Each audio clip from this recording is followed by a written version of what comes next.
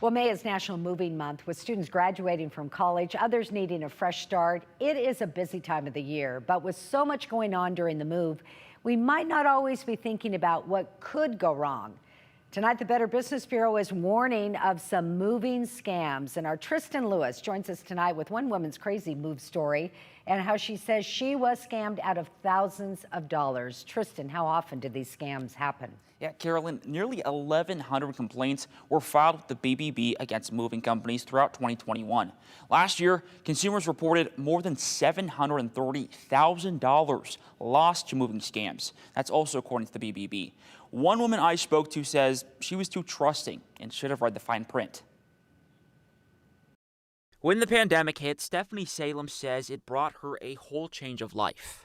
Started working from my house and I thought I could live anywhere. She and her family made the move from Orange County, California to Boise. Being here is awesome. I love it. But the road to get to Idaho wasn't easy. The move itself was a nightmare.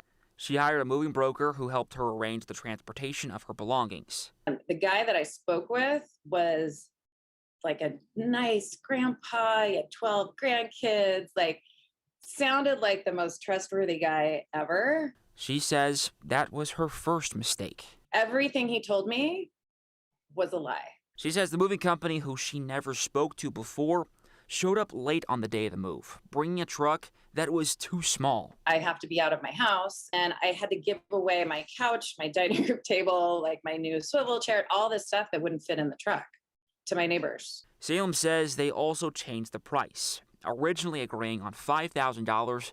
The day of the move, they said it was actually going to cost $11,500. So they more than doubled the price. After telling Salem her stuff would be in Boise in about 5 days, the movers ended up holding all of her stuff for 30 days. Yeah, that part was very disheartening because no one could even tell me where my stuff was. Finally getting her stuff back, she opened the boxes and saw a lot of her furniture, artwork, and other items were broken. She then found out her items weren't fully insured. Only insured 60 cents a pound. How heavy is a TV? 5 pounds? 10 pounds? She says she should have read the fine print on the contract and met and talked to the movers before. And the only reason I'm bringing this up again is to help somebody who's doing the same thing, because it really is something preventable. Do your research beforehand, making sure you're dealing with a reputable company, moving company, or a broker, and start from there. Get some quotes in. Rebecca Barr with the Better Business Bureau says when moving, it's important to watch out for red flags, like the mover asking for a large or full payment in advance, or if the moving company does not have accessible contact information. Get everything in writing, read the fine print before signing, making sure that you have contact information for something goes wrong.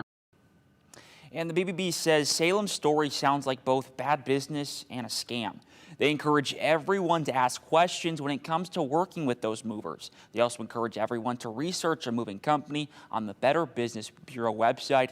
They have many accredited businesses in the Treasure Valley alone. Carolyn? Tristan, I think we're all just shaking our heads at this. It's just terrible, and moving can be stressful without this happening. So thank you, buddy, for bringing all this to our attention.